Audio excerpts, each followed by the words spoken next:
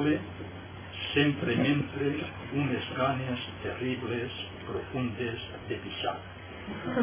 El poble, no penseu en el poble, sinó en una altra cosa. Adeus. Cansat de tot, ara recorda un lloc on va teixir tenaç dies i afanys, papers i obscurs presagis, amb un ocult sentit que potser no sabria destriar. Eines per mesurar la immediatesa en un ordre impossible, muda imperfecció del seu destí, tot el que va oblidar.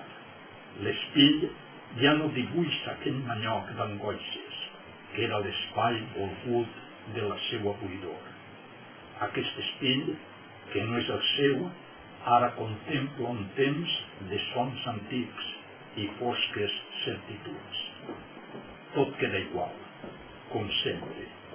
Només ell i nosaltres, com els vents que canvien el seu rumb, passa de llarg sobre les coses, que transparents segueixen en la seua mateixa deixadesa.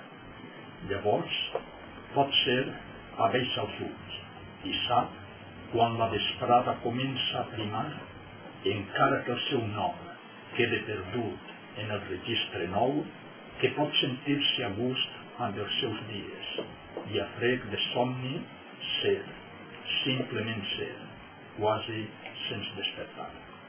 Bé, moltíssimes gràcies a tots.